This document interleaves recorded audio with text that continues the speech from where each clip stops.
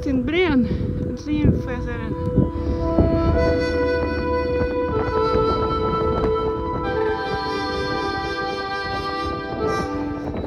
Jag närmar mig en av de stora höjdpunkterna på turen längs Nordlandsruta, Oxtindane. Vinden river på, barometern är på väg neråt och med en trasig ryggsäck så ser jag speciellt fram emot att komma till en stuga. Jag tar sikte på Gräsvattnet. Nu är jag på etapp 37 av de 43 och gnetar mig fortsatt söderut.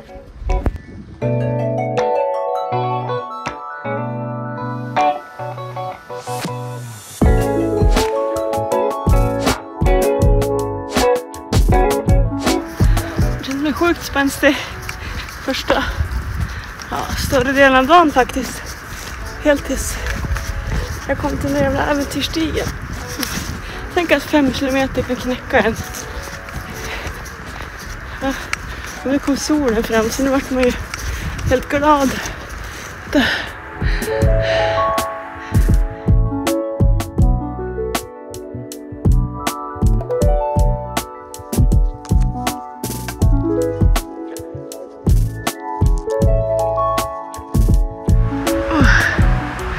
Äntligen en av de få hytter som jag verkligen har sett fram emot att faktiskt sova i.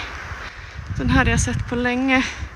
Mest för att den ligger i Oxtindane, den får jag som jag inte har varit till där. Det blir gött. Kolla! Låst. Det betyder att ingen annan är här. Gött.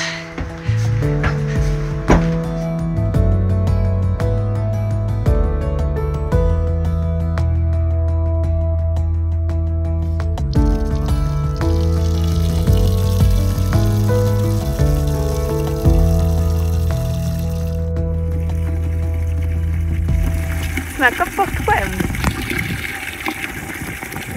Kolla. Fan, mamma.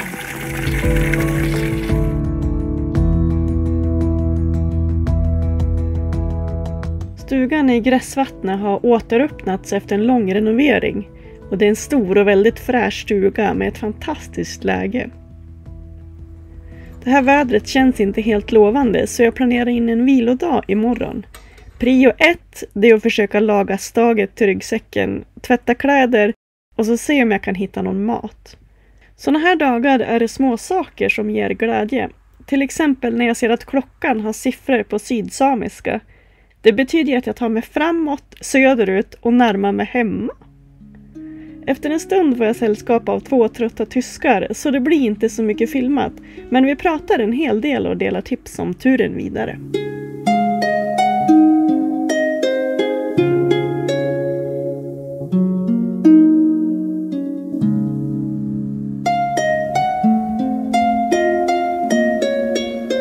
Jag vaknar till en flurig morgon och börjar se över maten. 4 middagar har jag kvar på de 6 resterande etapperna. Och efter den här vilodagen så har jag alltså bara 3 påsar mat kvar. Men en vilodag, det är en dag i lyx. Och om du någon gång undrar vad lycka är, så är det att baka bröd och äta det med en svettig skiva brunost som man lägger och gottar till sig rejält i ryggsäcken. Det här kan vara bland det godaste jag har ätit.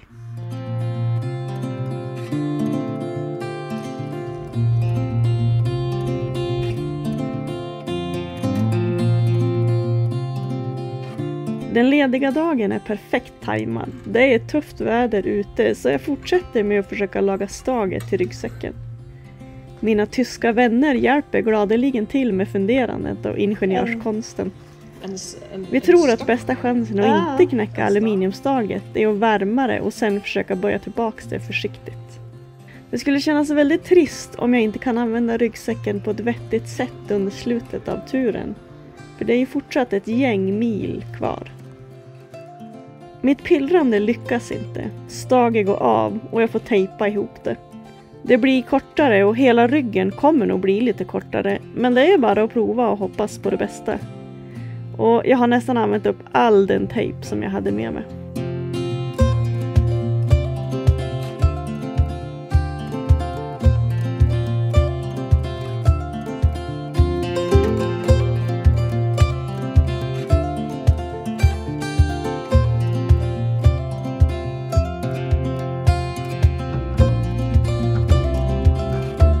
Trots att jag befinner mig i väglöst land är det en del som har lämnat mat här. Likt en gam kastar jag mig över en påse potatismos och så ser jag en hel chokladkaka som någon har lämnat. Direkt börjar den inre diskussionen. Ska jag ta hela själv? Nej, men det är ju för själviskt. Och tänk om det kommer någon efter som verkligen behöver den här chokladkakan. Å andra sidan så ligger den ju där. Och någon har ju uppenbarligen lämnat den. Det gnager i både hjärnan och magen. Så till slut gör jag något jag aldrig gjort tidigare. Jag tar hela chokladkakan.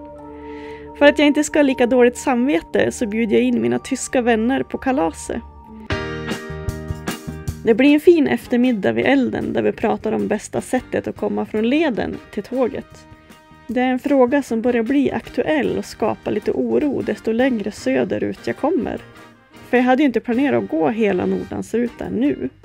Leden slutar vid vägs ände utan mobilmottagning och med flera mil till närmaste samhälle. Och vad jag förstår så ska det finnas ett hus någonstans i närheten av asfaltsvägen. Och har jag tur kan jag hoppa på en skolbuss som går på den exakta tiden av någon gång under förmiddagen. Men annars så är det bara att försöka lyfta. Det var inte helt glädjande nyheter, men det är ju också tjusningen med att gå i områden som sällan besöks. Där, rulla igen efter en fin dag på hytta. Samman med Monica och Bruno från Tyskland. Passa på att komma undan under regndagen igår. Får vi se vad idag kommer. Det som är lite trist är att nu lämnar jag sista vinterhyttan. Så nu blir det tält. Och så har jag siktat in mig på en öppen koja som Statsskog har.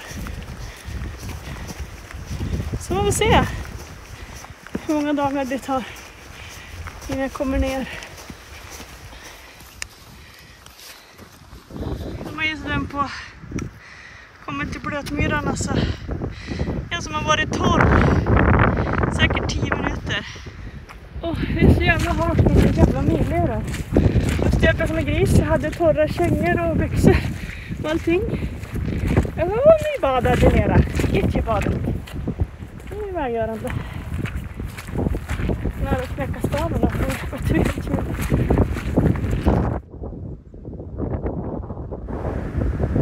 Kanske det sista jag ser av Oxtindbren här.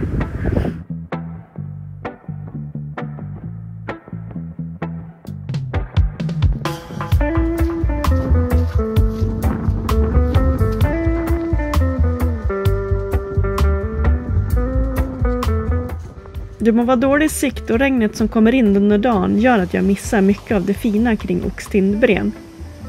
Men då får man njuta av dalgången istället.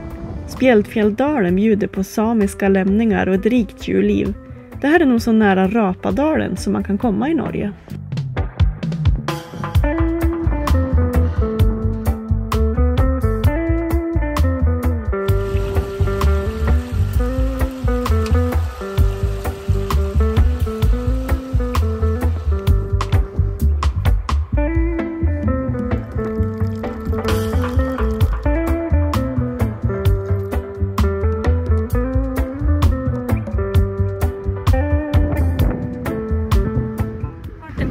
När regnet kom. Avsluta lunchen stående. Jacka, keps, huva. Nu måste jag komma. Det är kallt. Nackdelen är jag satt kanske 10 minuter åt lunch. Men så fort man blir kall om fingrarna, eller i alla fall så fort jag blir kall om fingrarna, då blir det så inåt fantastiskt kallt. Nu är de obrukbara så jag måste gå på lite.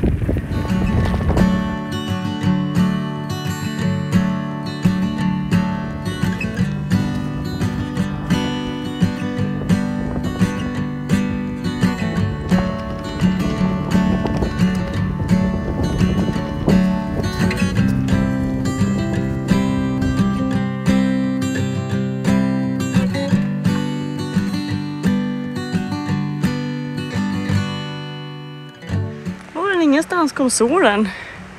Vad hände? Tack. Jag försöker fundera på alla positiva saker som det finns med att gå på myr. Annars man går så mycket myr så känner jag mig så jävla negativ, så jag måste försöka hitta det som är positivt. Och det är mjukt för knäna. Det är skitbra.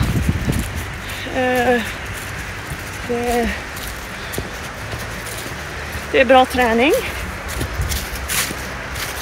Det är det. Det är tacksamt när det blåser. Det kan inte gå så. Det finns massa bra saker att gå på myrar alltså.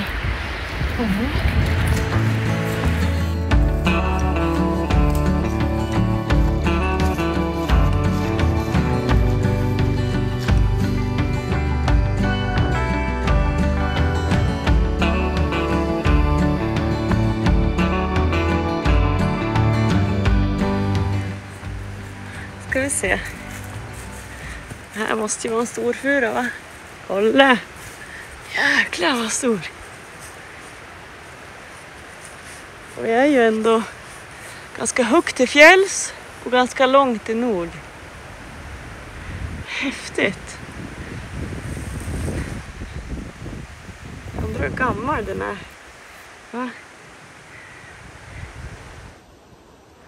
Bara så ni ser hur stor den faktiskt är.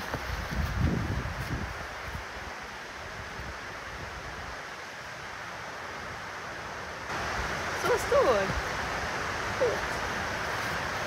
Jag är furälskare.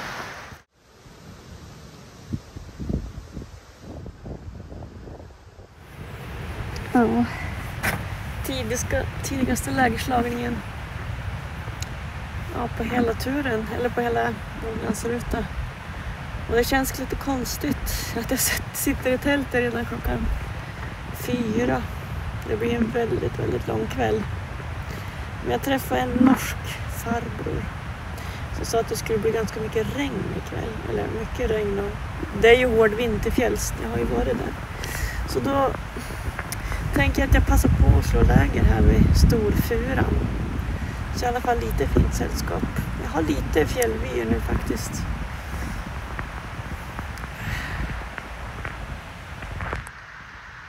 Och normalt sett då brukar jag vara noga med att hitta så här fina tältplatser. Men nu ligger jag bredvid en bäck, men också på stigen. Sista björkkrogen i det här fjället. Som sagt, en lat plats att välja att tälta på. Men det gör att man kan sitta på den här stenen och äta som en vanlig människa. Och titta på Storfuren där nere. När man går lite längre, eller i alla fall jag ska säga när jag går lite längre, så är jag ganska obrydd på vilka tältplatser jag väljer. Det är mitt i veckan, ja, jag ligger på leden, men det lär knappast komma någon förbi här. Så tidig kväll, hoppas att regnet drar förbi så att det bara går upp till fjälls direkt.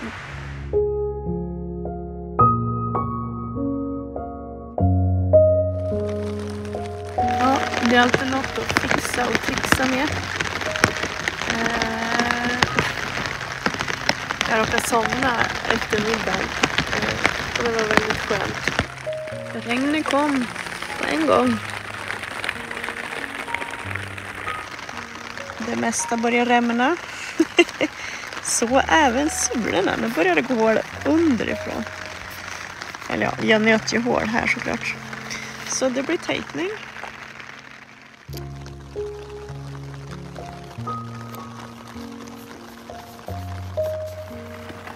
Påbörjar en ny etapp.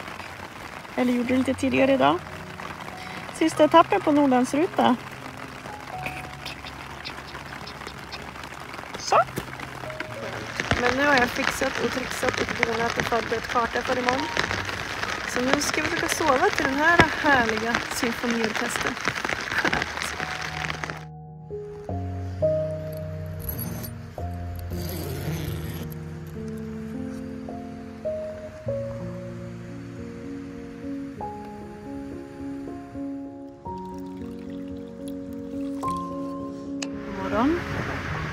svalaste natten hittills. Jag tror att det kanske är 4 grader nere i skogen.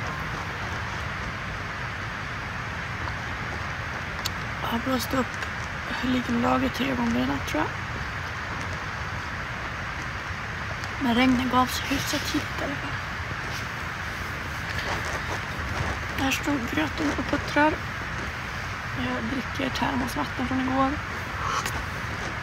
Varmt och härligt. Och sen är det bara BC-väg. Det råkade bli soppa, så jag lägger på lite lyx. Så.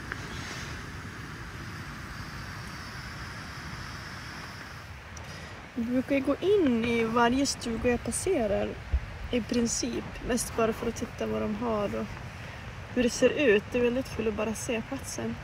Men en sak som jag gjorde faktiskt när jag passerade, jag kommer inte ihåg vem av stugorna det var. Det var att jag hittade en ny karta. Jag har ju använt den här norska kartan. 50 000 för så vitt, men det står inga broar och inte så mycket detaljer i övrigt. Så jag var inte helt nöjd med den.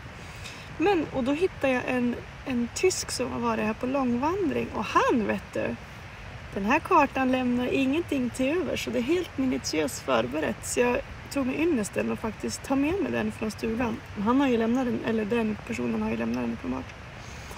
Så. Typisk utskrift från norsk karta. Här ser man leden. Och det är ju för så vitt bra, inte så mycket detaljer. Så jämför man med den här då. Mer detaljer och här är en tysk förberedelse. Markering. Krutvasshytta. Jajamän. Om vi fortsätter. Markering. Vad händer där? Där finns en gård. Personens namn och telefonnummer. Camping är utmärkt. Och även så hittar jag lite vindskydd och sånt. Hytte. Det är väl shelter, antar jag. Så jag var faktiskt så egoistisk att jag lånade med mig den här kartan. Men det fiffiga är att jag tänker att jag ska lämna den. När jag gått klart varje karta så tänker jag att jag lämnar den på nästa stuga som jag kommer till. Då kommer kanske någon annan kunna använda den också. Jag var så jäkla glad när jag såg den här faktiskt.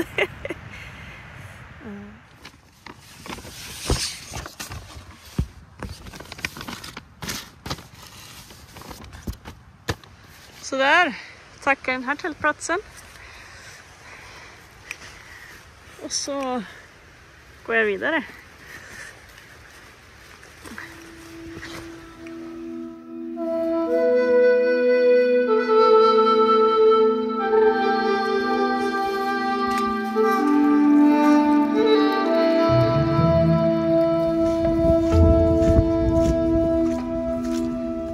Det var inte bara nere i skogen som det regnade rejält igår kväll. Det har kommit mycket vatten och som en bonus så blåser det helt galet idag. Jag försöker krypa ihop bakom stenar när jag tar paus, men det är svårt. Och jag har svårt att gå upprätt. Men som vanligt så finns det ju bara en sak att göra, och det är att ta ett steg i taget.